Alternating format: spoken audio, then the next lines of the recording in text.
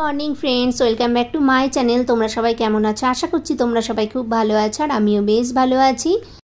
আমি এসেছিলাম বহরমপুর, সেটা তো তোমাদের সাথে পুরোটাই শেয়ার করেছি। আর আজ যাচ্ছি বাড়ি, মানে কলকাতায় যাচ্ছি।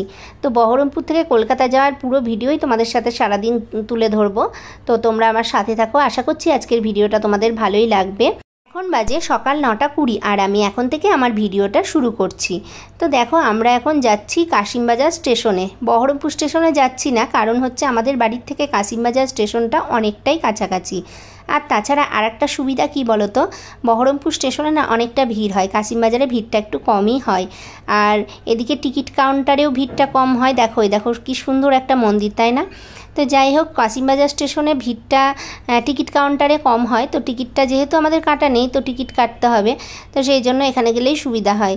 তো চলো যাওয়া যাক। আর এই দেখো, এটা হচ্ছে কাশিমবাজারের বাজারের ওপর দিয়ে আমরা এখন যাচ্ছি।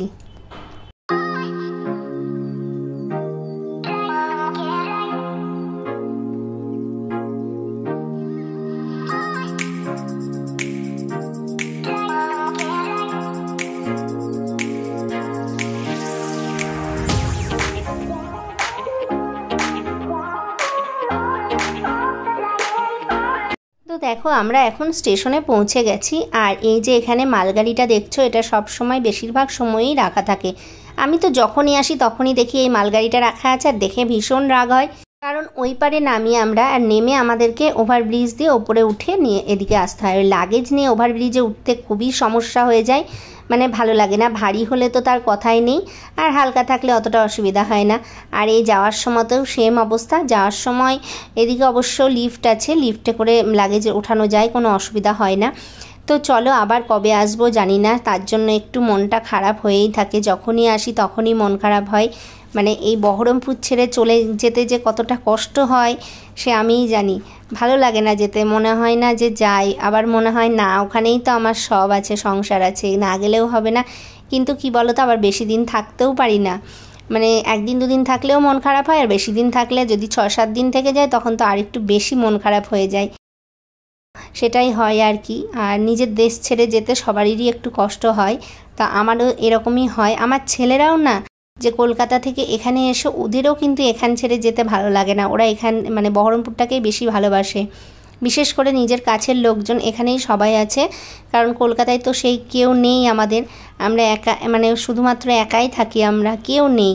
আমাদের আত্মীয় স্বজন সবই বহরমপুরে, তো সেই জন্যই আমাদের এতটা কষ্ট হয়।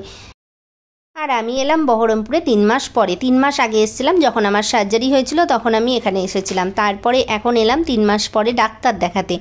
তো চলো, ছেলে তো টিকিট কাটতে গেছে, ও এলেই চলে যাব বলতে কি, ওই মানে 2 নাম্বার প্ল্যাটফর্ম থেকে ট্রেন ছাড়বে, তো ওইদিকে যেতে হবে। তো চলো, ওই দেখো ছেলে চলে আসছে। এবারে আমরা এই লিফটের ওপর দিয়ে যাব। এই যে আমরা উপরে চলে এসেছি, আর আমার 2 ছেলে দেখো আগে আগে যাচ্ছে। দেখো, এই 2 পালোয়ান থাকলে আর কি কাউকে লাগে না। দেখো আমার 2 পালোয়ান যাচ্ছে আমার সাথে। তো দেখো হাঁটছে, হাসিই পেলো দেখে ভিডিওটা। তো যাই হোক, চলো যাওয়া যাক। ট্রেন আসবে, এখনও একটু দেরি আছে, 10 মিনিট মতন। একটু আগে আগে চলে এসেছি, ঠিকই এসেছি, মানে খুব আগেও আসিনি, খুব দেরিও হয়নি। আর এবার বলা যাক সোনুর কথা।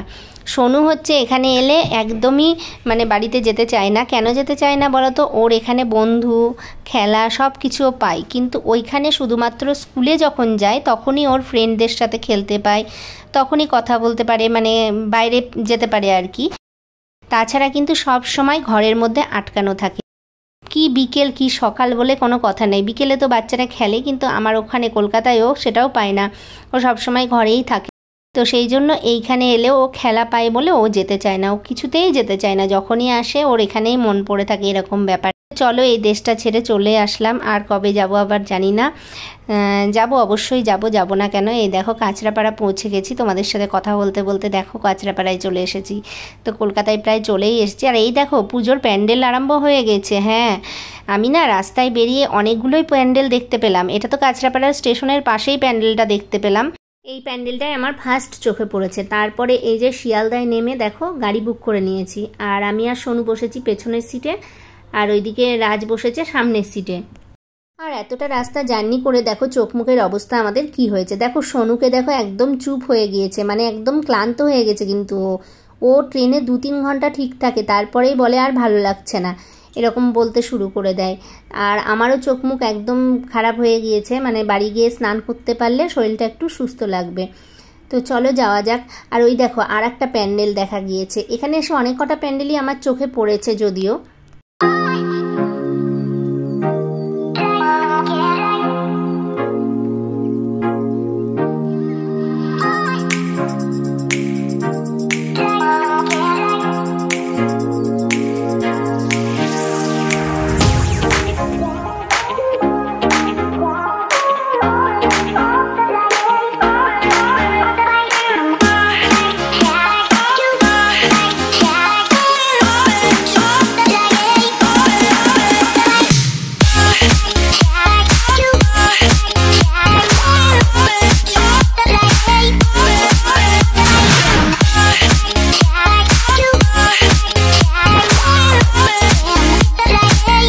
আমি তো অনেকগুলোই পুজোর প্যান্ডেল দেখেছি, আর তোমাদেরও কিছু প্যান্ডেল দেখিয়েছি। দেখেছো কটা প্যান্ডেল দেখিয়েছি? কাউন্ট করে বলো তো যে কটা প্যান্ডেল তোমাদের দেখালাম আমি। আর এই দেখো এইটা দিয়ে যাচ্ছি, কোন রাস্তা এটা বলো তো দেখে। আমার বাড়ির থেকে কিন্তু এইটা দেখা যায়। এটা হলো ঝুলন্ত সুইমিং পুল, সায়েন্স সিটির পাশেই আছে এটা। তো চলো বাড়ির কাছেই চলে এসেছিলাম। এই যে বাড়ি চলে এসেছি, এসে স্নান টান করে নিয়ে আমরা খেতে বসে পড়েছি। তো দেখো বাড়ি এসে স্নান করে তারপর ভাত নিয়ে বসে পড়েছি। এই ভাতটা কিন্তু হোটেলের কেনা ভাত না, এটা হচ্ছে বাড়িতেই রান্না করা হয়েছিল। আমরা আসবো বলে ও রান্না করে রেখেছিল সকালে, সেই ভাতটাই সবাই মিলে খেয়ে নিলাম। আর দেখো স্নান করে খাওয়া দাওয়া করেছি, এখন মনে হচ্ছে একটু রেস্ট নিই, কারণ অনেকটা রাস্তা আসা হয়েছে তো একটু রেস্টের প্রয়োজন। তো চলো এখন একটু শুয়ে থাকবো, যদি ঘুম আসে তো একটু ঘুমিয়েও পড়তে পারি।